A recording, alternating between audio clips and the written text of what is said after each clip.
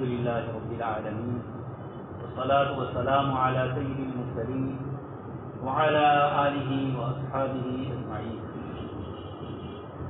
قال الله تبارك وتعالى في كلام المجيد والفرقان الحميد: أعوذ بالله من الشيطان الرجيم، بسم الله الرحمن الرحيم.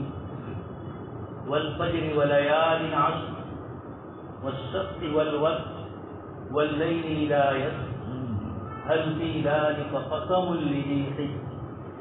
وقال تعالى: لن ينال الله لحومها ولا دماؤها ولكن يناله التقوى منكم. وقال تعالى: والبدن جعلناها لكم من شعائر الله لكم فيها خير.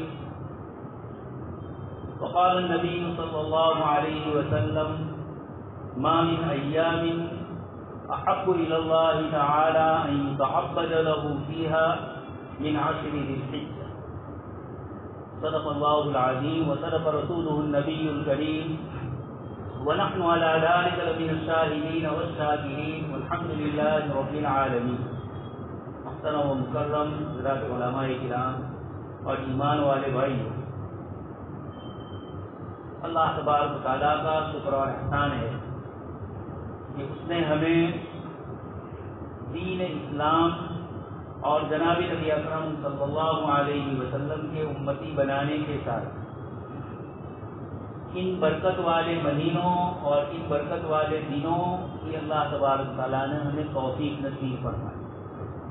رمضان المبارک سے تو سلسلہ شروع ہوا اور پھر اس کے بعد الحج اشہر معلومات، حج کے مہینے ذوالقعدہ، ذوالحجہ، اور اس سے پہلے شوال المکرم سے پہلے زمانے میں جب لوگ حج کے لیے جاتے تھے تو بہت پہلے سے تیاری ہوتی. قرآن کریم نے بھی اس نسبت سے الحج اشہر معلومات کا حج کے مشہور مہینے شوال، ذوالقعدہ اور ذوالحجہ، یہ اللہ تبارک و تعالیٰ کے نزدیک بڑے پسندیدہ. آپ کے سامنے میں نے جو روایت پیش کی اس میں آپ صلی اللہ علیہ وسلم ارشاد فرماتے ہیں کہ اللہ تبارک و تعالیٰ کے نزدیک ما من ایام احب الی اللہ، اللہ تبارک و تعالیٰ کے نزدیک دینوں کے اعتبار سے سب سے زیادہ پسندیدہ دن ان یتعبد لہ فیہا، اللہ تبارک و تعالیٰ کے لیے جس میں عبادت کی جائے. یہ حجہ کے 10 دن سے زیادہ اللہ پاک کے یہاں رمضان کو چھوڑ کر اللہ پاک کے یہاں کوئی افضل دن نہیں. اور پھر آگے روایت میں اس کے دنوں کی، اس کی راتوں کی فضیلتیں ذکر کر آنے والے دن یہ اسی عشر ذی الحجہ کے دن کلام پاک کی آیت کی میں نے آپ کے سامنے تلاوت کی، اس میں بھی اللہ تبارک و تعالیٰ نے والفجر ولیال عشر، اللہ تبارک و تعالیٰ نے فجر کی قسم کھائی، 10 راتوں کی قسم کھائی، والشفع والوتر، 7 راتوں کی اور جفت راتوں کی، ایک ہی رقم اور بے کی رقم راتوں کی اللہ پاک نے قسمیں کھائی. اور پھر آگے ارشاد فرمایا: هل فی ذلک قسم لذی حجر، عقل مندوں کے لیے، سمجھداروں کے لیے ان قسموں کے اندر بڑی عبرت کی چیز ہے، بڑی قسمیں ہیں، یہ سمجھنے کی چیزیں ہیں. اللہ تبارک و تعالیٰ جب کسی چیز کی قسم کھاتے ہیں، آپ جانتے ہیں حدیث شریف میں منع فرمایا اللہ پاک کی ذات عالی کے علاوہ کسی اور کی قسم کھانے، اس لیے کہ اللہ پاک کے مقابلے میں چیزیں کوئی حیثیت نہیں ہے. اس سے قسم کھائی جائے تو صرف اللہ کا، لیکن اللہ پاک خود مخلوق کی قسم کھاتا ہے.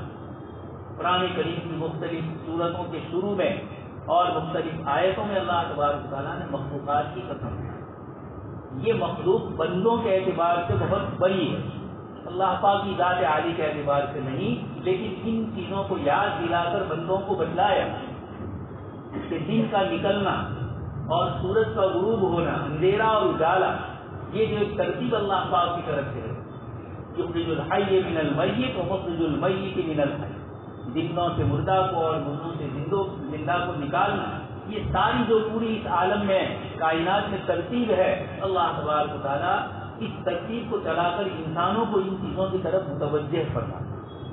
فلا اقسم برب المشارق والمغارب، مشرق اور مغرب کی اللہ پاک قسمیں کھائے. اس طرح اس سورت کے اندر اللہ پاک نے فجر کی قسم کھائی، 10 راتوں کی قسم کھائی. یہ حضرات مفسرین کے بہت سارے اقوال ہیں لیکن زیادہ تر قول یہی ہے کہ ان آیات میں جو قسمیں کھائی گئی یہ ذی الحجہ کے 10 دنوں ہی کے مطابق، تو یہ آنے والے دن اللہ تبارک تعالیٰ نے جو ہمیں نصیب فرمایا، اس میں ہم کوشش کریں کہ زیادہ سے زیادہ اللہ تبارک تعالیٰ کی عبادت کریں۔ اسی میں عرفہ کا دن بھی 9 ذی الحجہ کا جو آئے گا، حدیث شریف میں ہے اس دن اللہ پاک جو بخشش اور مغفرت فرماتے ہیں، شیطان اس کو برداشت نہیں کر سکتا، اتنی عرفہ کا دن اللہ پاک کے یہاں پسندیدہ ہے۔ تو یہ ایام جو آ رہے ہیں، اللہ تبارک تعالیٰ نے یہ حج کے دن اور حج کی یہ جو پوری کیفیتیں ہیں، حقیقت میں یہ اللہ پاک سے محبت اور تعلق کی بنیاد پر۔ حضرت شاہ ولی اللہ رحمۃ اللہ علیہ فرماتے ہیں کہ رات دن نمازوں کے ذریعے بندے کو اللہ سے قرب اور نزدیکی حاصل ہوتی ہے۔ بندہ نماز میں اللہ پاک کی طرف متوجہ ہوتا ہے اور اللہ پاک کی ذات عالی ہماری طرف متوجہ ہے۔ آپ سن چکے ہیں تفسیر میں سورہ فاتحہ کی، اللہ تبارک تعالیٰ جب بندہ پڑھتا ہے الحمدللہ رب العالمین، اللہ پاک فرماتے ہیں میرے بندے نے میری تعریف کی۔ پھر بندہ کہتا ہے الرحمن الرحیم مالک یوم الدین، اللہ پاک فرماتے ہیں میرے بندے نے میری ثنا بیان کی، میری بزرگی بیان کی۔ میرا بندہ یہ جانتا ہے کہ میرا کوئی خالق اور مالک۔ تو اللہ پاک کو یہ بندہ جب اللہ پاک کے سامنے کھڑے ہو کر نماز میں گفتگو شروع کرتا ہے، اللہ تبارک تعالیٰ اس کی طرف متوجہ ہوتے ہیں۔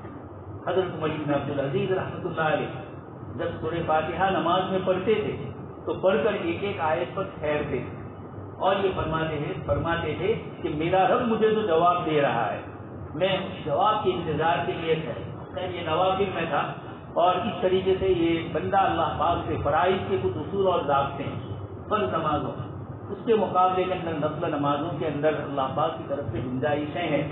تو حضرت عمر بن عبدالعزیز رحمۃ اللہ علیہ کی جو کہنے کا حاصل ہے کہ اس روایت میں جب آپ صلی اللہ علیہ وسلم نے فرمایا کہ میرے بندے نے میری تعریف کی، میرا بندہ میری بزرگی بیان کرتا ہے، یہ گویا اللہ پاک ہماری طرف متوجہ ہوئے۔ تو نماز کے ذریعے اللہ پاک سے تعلق اور اللہ پاک سے نزدیکی حاصل کرتے ہیں۔ گزشتہ جمعہ کو ایک غیر مسلمہ بچی کا آپ کو قصہ کہہ چکا ہوں کہ زندگی میں سب سے پہلے جب اس نے نماز پڑھی، دوستوں اور بزرگوں بچپن سے نماز پڑھنے کے ہم عادی، کفر اور شرک کی کوئی رکاوٹ ہمارے سامنے نہیں آئی، نہ خاندانی رکاوٹیں، نہ سماجی رکاوٹیں، نہ اپنے دوست اور برادروں میں پورا ماحول اسلامی ملتا ہے۔ اس لیے ہمیں ان اللہ کی نعمتوں کی اتنی زیادہ قدر نہیں۔ فارسی میں مثل مشہور ہے، قدر نعمت بعد زوال۔ کسی نعمت کی قدر اس وقت ہوتی ہے جبکہ وہ ہم سے چلی جاتی ہے۔ تو اللہ پاک نے اس کو بیچارے کو اب تک پوری زندگی غیروں کے سامنے واسطوں سے حوالوں سے بھگوان تک پہنچنے کے راستے ملے۔ جب وہ ایمان لائی اور اس کو پتا چلا کہ یہاں سیدھا ڈائریکٹ اللہ سے تعلق، بیچ میں کوئی پنڈت اور بیچ میں کوئی پروہت نہیں۔ آج بھی دنیا میں کچھ قومیں ایسی ہے کہ جن کی شادی بیاہ اور جن کی مذہبی رسومات کو خود ادا نہیں کر سکتے، دوسروں کے پاس کروانے پر، اور یہاں امام صاحب دیکھ کے سورہ فاتحہ پڑھتے ہیں، انفرادی نمازیں رکھی، سنتیں اور مستحبات اور واجبات رکھے کہ ایک امام کو جتنی نماز کی قرات اور نماز کے درمیان کی جو اللہ پاک کی طرف سے جو سنتیں آپ صلی اللہ علیہ وسلم نے دعائیں بتلائی، درود شریف، تشہد، یہ ساری چیزیں امام کو جیسے جاننا ضروری، مقتدی کو بھی جاننا ضروری، لیکن اس کو بھی نماز پڑھنا ہے۔ امام کو نماز کے فرائض معلوم تو مقتدی کو بھی معلوم ہے کہ مجھے یہ فرض نماز میں کون کون سی چیز، میری نماز میں کون سی چیزیں فرض ہے، کون سی چیزیں واجب ہے، کون سی چیزیں سنت ہے، یہ سب جاننا ہمارے لیے ضروری ہے۔ مفسدات نماز کو خاطر کرنے والی چیزیں کیا ہے؟ تو خیر ہمارے یہاں یہ ساری نعمتیں ہمیں اللہ پاک کی طرف سے مل جائیں، اور جن کو بیچاروں کو نہیں ملتی ہے ان کو اس کی قدر ہے۔ تو اس نے پہلی نماز کے وقت فرمایا کہ زندگی میں مجھے پہلے یہ محسوس ہوا کہ میں اپنے خالق اور مالک سے براہ راست بات چیت کروں۔ اب تک واسطے وسیلے تھے اور اب براہ راست اللہ پاک سے، تو بندہ اور خدا، اللہ پاک نے یہ جو حج رکھی ہوئی اور سیدنا ابراہیم علیہ السلام سے جو قربانیاں دی گئی، اس کا سب سے بڑا جو حاصل اور سب سے بڑی چیز جو ہے وہ یہی ہے کہ انسان اپنے خالق اور مالک کی پہچان، اور خالق اور مالک کے لیے جو کچھ قربانی دینا ہو، سیدنا ابراہیم علیہ السلام نے جس طرح قربانی دی وہاں تک تو ہم نہیں پہنچ سکتے، اللہ پاک نے ابراہیم علیہ السلام کا تو دنبے سیدنا اسماعیل کے ذریعے امتحان لے کر قد صدقت الرؤیا فرما کر وفدیناہ بذبح عظیم اللہ پاک نے جانور دے دیا، لیکن ابراہیم علیہ السلام نے وہ کر دیا۔ وَإِبْرَاهِيمَ الَّذِي وَفَّى وَإِذِ ابْتَلَىٰ إِبْرَاهِيمَ رَبُّهُ بِكَلِمَاتٍ فَأَتَمَّهُ، اللہ پاک نے جو امتحان لیا آپ نے اس کو پورے فرمائے، اس لیے ابراہیم الذی وفا، حضرت ابراہیم علیہ السلام کی صفت بتلائی وفا ڈالی۔ آپ کیا فرماتے ہیں؟ قربانی کے جانور کو جب ہم ذبح کرتے ہیں سیدنا ابراہیم علیہ السلام والی دعا ہم پڑھتے ہیں، ان صلاتی ونسکی ومحیای ومماتی للہ رب العالمین، میری نماز اور میری ساری عبادتیں، میرا جینا اور میرا مرنا اللہ تبارک و تعالیٰ کے لیے۔ حضرت ابراہیم علیہ السلام نے اللہ کے آگے جھکنے کے مقابلے میں دوسرے جتنے طریقے آئے، کہیں قوم کو سمجھانے کے لیے آپ نے ستاروں کو دیکھا اور یہ کہا کہ شاید یہ میرا رب ہے، جب ستارہ غروب ہوا تو کہا یہ رب نہیں ہو سکتا غروب ہونے والا، پھر اس کے بعد چاند کو دیکھا، کہا یہ رب ہے، تھوڑی دیر کے بعد وہ بھی غائب، پھر سورج نکلا تو فرمایا کہ یہ بڑا رب ہے، یہ بھی غروب ہوا تو یہ جملہ فرمایا کہ انی لا احب العافلین، میں غروب ہونے والے کو پسند نہیں کرتا، اس لیے کہ غروب وہ خود ہو رہا ہے تو میری کیا حفاظت کر سکتا۔ سیدنا موسیٰ علیہ السلام نے اللہ پاک سے پوچھا کہ باری تعالیٰ کیا آپ کو اونگ آ سکتی ہے؟ اللہ پاک نے حضرت موسیٰ علیہ السلام سے فرمایا کہ 2 بوتل لے کے کھڑے ہو جاؤ، اور کئی گھنٹے ہوئے پھر موسیٰ علیہ السلام کو نیند آئی، دھوکہ آیا تو 1 بوتل گر گیا۔ اللہ پاک نے فرمایا کہ موسیٰ جب 1 بوتل نیند سے تمہارے ہاتھ سنبھالا نہیں جا سکتا تو میں تو اس کائنات کا رب اور مالک، لا تأخذہ سنۃ ولا نوم، اس کو نہ اونگ آتی ہے اور نہ اس کو نیند آتی، ایسے خدا جو ہر وقت ہمارے لیے حاضر۔ حضرت یوسف علیہ السلام جب سوتے تھے اور زلیخا آپ کو ان کے معبد کی طرف لے گئی جہاں عبادت کی جاتی ہے، تو ایک مخصوص وقت تھا، حضرت یوسف علیہ السلام نے پوچھا، تاریخی روایت ہے کہ کیا رات کو کوئی بندہ اس کو پریشانی اور تکلیف ہو تو کیا وہ رات کے وقت آ کر ان کے ساتھ راز و نیاز کر سکتا ہے؟ زلیخا اپنے مذہبی اعتبار سے جو جانتی تھی اس نے کہا نہیں، رات کو ان کو بھی آرام کرنے دینا ہے، ہمیں بھی آرام، لیکن اگر کوئی پریشانی ہو زلیخا اس کا کوئی جواب نہیں۔ اللہ پاک نے فرمایا کہ جس وقت ہمارا بندہ جب بھی ہمیں پکارے بلکہ جو مضطر اور پریشان ہوگا اَمَّن یُجِیبُ الْمُضْطَرَّ اِذَا دَعَاهُ، اللہ پاک فوراً اس کی پکار کو سن لے۔ اِذَا سَأَلَكَ عِبَادِي عَنِّي فَإِنِّي قَرِيبٌ، جب میرے بندے میرے متعلق آپ سے پوچھتے ہیں تو میں قریب ہوں۔ تو یہ نماز کے ذریعے اللہ پاک کا قرب اور نزدیکی حاصل کروائے گا۔ اسی طریقے سے روزے کے ذریعے، زکوٰۃ کی ادائیگی کے ذریعے بندہ جب زکوٰۃ دیتا ہے اللہ پاک کو راضی کرنے کے لیے، مال نکالنا آسان نہیں ہوتا ہے لیکن بندہ اللہ کی رضامندی کے لیے دے گا۔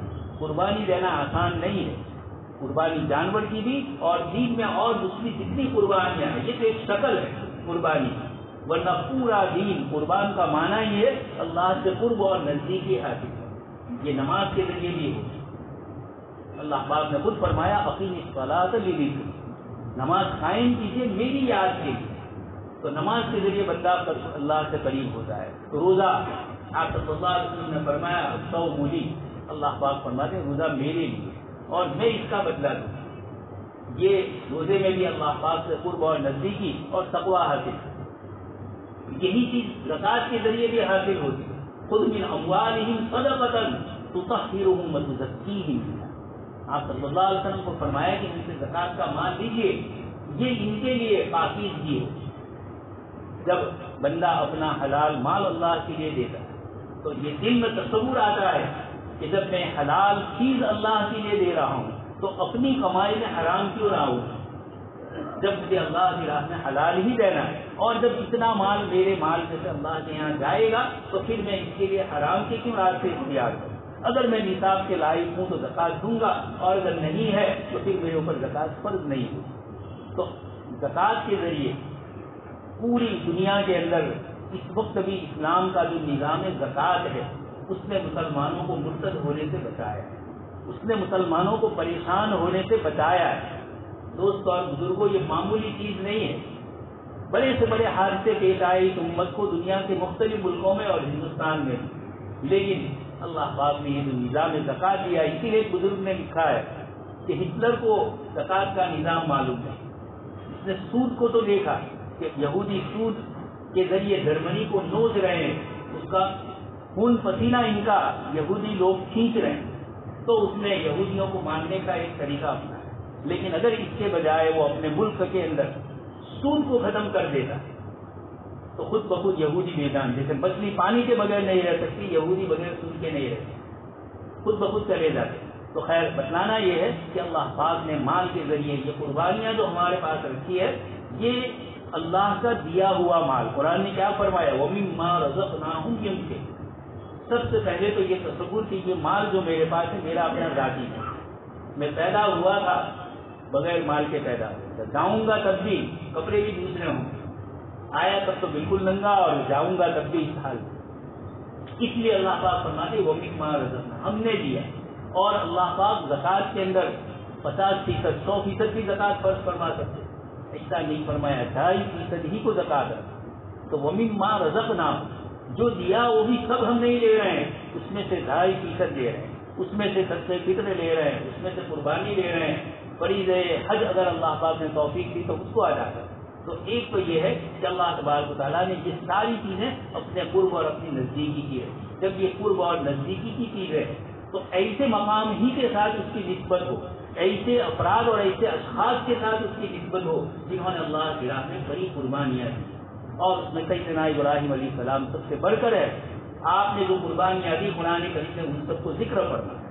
سیدنا اسماعیل علیہ السلام والی قربانی تو چھوٹی سی قربانی ہے، اس سے بڑی قربانی ابراہیم علیہ السلام نے یہ رکھی کہ اپنی اولاد کو بواد غیر ذی زرع عند بیتک المحرم، اللہ پاک کے گھر کے پاس حضرت ہاجرہ اور حضرت اسماعیل کو اس ایسی جگہ میں جہاں بالکل دور دور تک کوئی ریگستانی علاقہ، پہاڑی، آج بھی آپ دیکھ رہے ہیں وہاں کوئی کھیتی باڑی، ایسی جگہ پر چھوڑ کے جا رہے. گویا بتلایا مسبب الاسباب اللہ پاک کی ذات ہے بندے.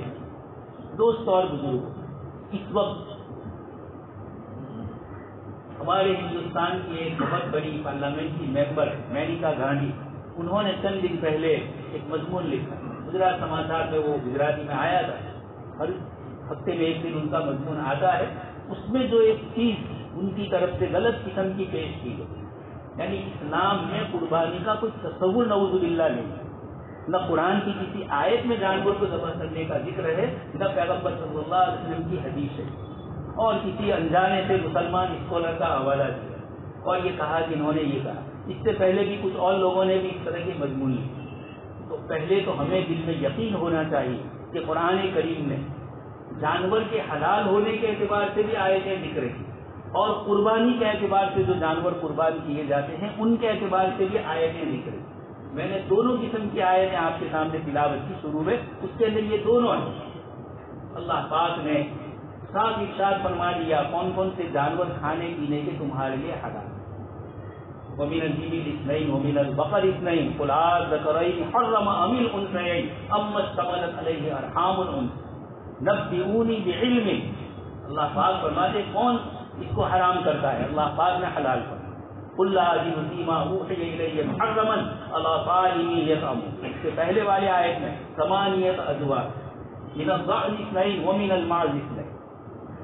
اللہ پاک نے 8 جانوروں کا ذکر کیا، 4 مذکر نر اور 4 مادہ مؤنث دونوں کا ذکر کیا. اونٹ، پھر گائے، بکری اور مینڈا، ان چاروں کا ذکر کیا، ان کے مذکر بھی ان کے مؤنث. یہ صرف قربانی ہی کے لیے نہیں ہے، عام احوال کے اعتبار. لیکن سورہ حج میں اللہ پاک نے قربانی کی آیتیں ذکر فرمائی اور یہ فرمایا لِكُلِّ أُمَّةٍ جَعَلْنَا مَنسَكًا هُمْ نَاسِكُوهُ. ہر امت کو ہم نے قربانی کے مخصوص طریقے دیے ہیں اور وہ اپنے اپنے اعتبار سے ان طریقوں کو اپناتے ہیں، لہذا وہ آپ کے ساتھ یعنی امت محمدیہ کے ساتھ اس مسئلے میں وہ جھگڑا نہیں کرتے. وہ اپنے اعتبار سے کرتے ہیں، ہم اپنے اعتبار سے. لِكُلِّ أُمَّةٍ جَعَلْنَا مَنسَكًا، ہر ایک کے لیے عبادت کی جگہ بھی، عبادت کی طریقے بھی اور اسی طریقے سے قربانی کے طریقے بھی اللہ پاک نے ہر ایک کے لیے الگ ہے. قرآن کریم کی چھوٹی سی سورت فَصَلِّ لِرَبِّكَ وَانْحَرْ، اس میں بھی اللہ پاک نے فرمایا قربانی کا ذکر نحر، اونٹ کے گلے میں جو نیزہ مارا جاتا ہے اس کو نحر کہا جاتا ہے، اور جانور کو جو ذبح کیا جاتا ہے اس کے لیے حدیث شریف میں ذبح کا لفظ ہے۔ یہ دونوں لفظ حدیث شریف میں استعمال ہوئے ہیں اور قرآن کریم میں بھی استعمال ہوئے۔ خود ابراہیم علیہ السلام کو حکم دیا گیا وَأَذِّن فِي النَّاسِ بِالْحَجِّ يَأْتُوكَ رِجَالًا کہ آپ لوگوں میں اعلان کیجیے حج کا۔ وہیں پر یہ ہے کہ آپ جانور کو ذبح کیجیے اور یہ جو حاجی لوگ آتے ہیں ان کو کھلائیے۔ اس لیے انہوں نے یہ بھی لکھا میلیکا گاندھی نے کہ حج کے اندر قربانی نہیں۔ یہ بیچارے قرآن اور حدیث کو جانتے نہیں ہیں، قرآن اور حدیث کو کیسے جانا جائے، اس کے جو اصول اور ضابطے ہیں یہ نہیں جانتے ہیں۔ سنی سنائی یا انگلش میں کسی نے کچھ لکھ دیا اسلام پر، وہ انہوں نے لے لیا اور لے کر اس کا گجراتی کر دیا۔ یہ اس قسم کی چیزیں ہم ان سے کہتے ہیں کہ اگر آپ کو کسی چیز پر اشکال ہے تو آپ علماء کرام کے پاس جائیے، اسلامی اسکالر موجود ہے، وہ آپ کو کتاب و سنت کی روشنی میں اس کا صحیح جواب دیں۔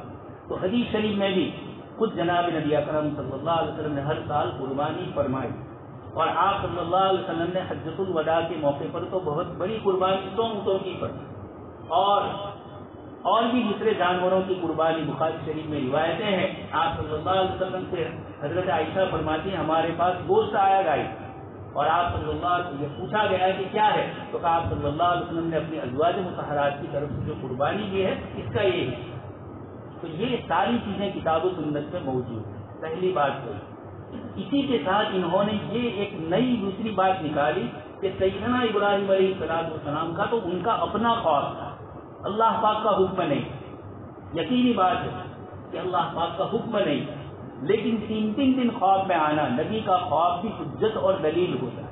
ابراہیم علیہ السلام سمجھ گئے کہ اللہ پاک کی طرف سے یہ حکم ہے، اور اس کی دلیل خود قرآن کریم میں موجود ہے، جو آیت میں نے آپ کے سامنے پڑھی، قد صدقت الرؤیا انا کذالک نجزی المحسنین۔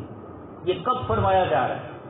اگر اللہ پاک کی طرف سے یہ خواب میں حکم نہ ہوتا اور ابراہیم علیہ السلام کو 3 راتوں تک یہ خواب آ رہا، اور آپ اس خواب کو دیکھنے کے بعد پھر حضرت اسماعیل کو ذبح کرنے کے لیے نکل رہے ہیں، اللہ پاک کی طرف سے خود قرآن کریم میں جو لفظ موجود ہے وہ ایسا ہے کہ میں تم کو ذبح کرتے ہوئے دیکھ رہا ہوں، یہ نہیں فرمایا کہ میں نے تم کو ذبح کر دیا۔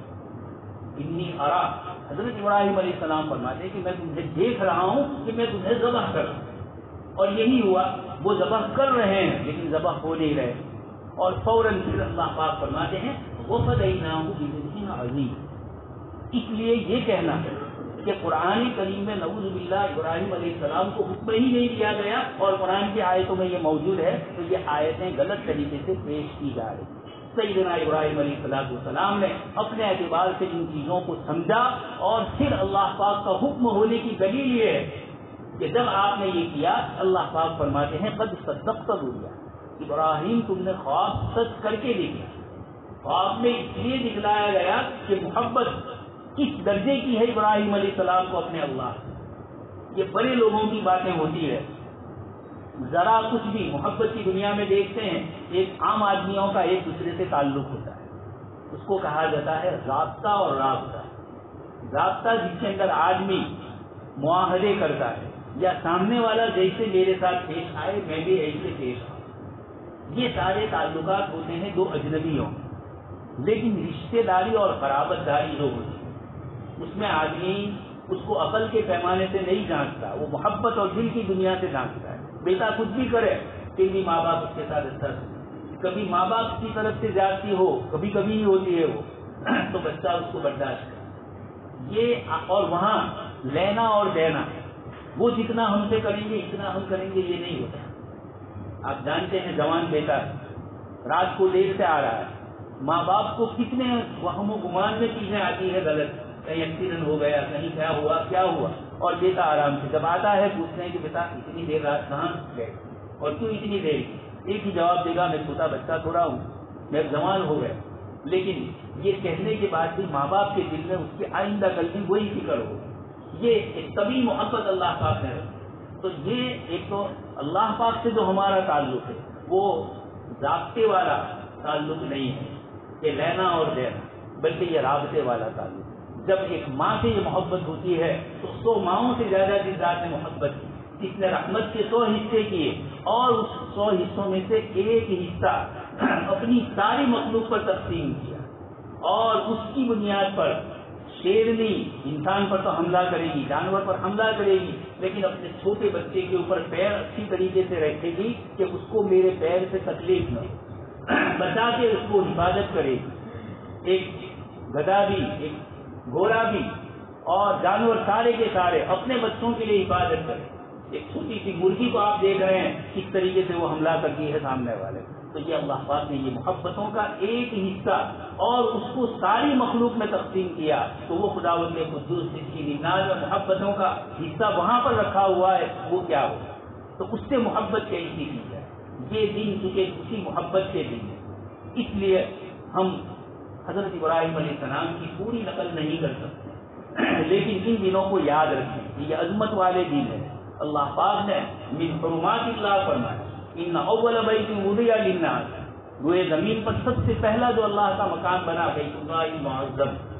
ابھی بہت افسوس کی بات ہے کہ ہم 2 سالوں سے دیکھ رہے ہیں، گزشتہ سال بھی یہ ہوا اور اس سال بھی بہت چھوٹی سی تعداد حج کرنے والی۔ یہ جو کچھ بھی اسباب ہو اور جو کچھ بھی ان کے اپنے اصول اور ضابطے ہوں، اس لیے کہ 2-3 دن سے آ رہا ہے کہ وہاں سینما گھر بڑے کھلے ہوئے ہیں اور بہت زیادہ لوگ اس میں جاتے ہیں اور بیت اللہ کے لیے رکاوٹ ہے۔ تو یہ تو خیر اللہ کا گھر ہے، اللہ تبارک و تعالیٰ اس نے جو معاملے اپنے گھر کے ساتھ کیے ہیں آپ جانتے ہیں، ابراہا لشکر لے کر آیا، اللہ پاک نے اس کے کیا حال ہوائے۔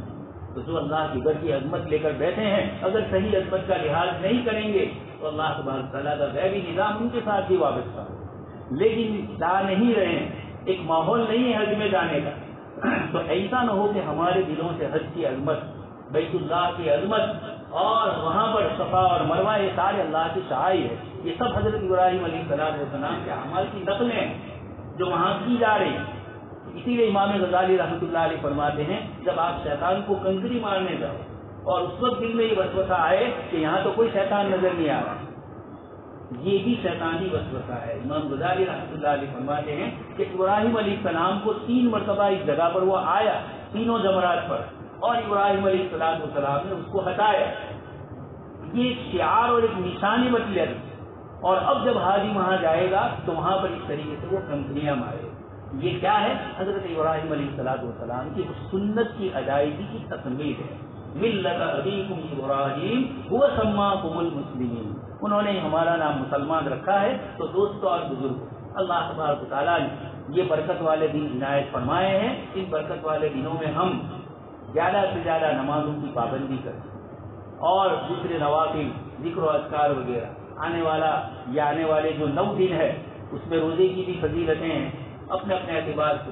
یہ وہ چیزیں ہیں جو انفرادی اللہ اور بندے کا تعلق ہے، خدا اور بندے کے درمیان کے مسائل ہے، ان کے اندر اس کا فرض ہونا، واجب ہونا، سنت ہونا، مستحب ہونا، یہ اپنی جگہ پر، لیکن حدیث شریف میں ہے کہ سب سے پہلے فرائض اور اس کے بعد اللہ سے محبت کا سب سے بڑا جو ذریعہ ہے وہ نوافل، تقرب کا، اللہ سے قرب کا، اس لیے کہ فرض تو فرض سمجھ کر ادا کریں۔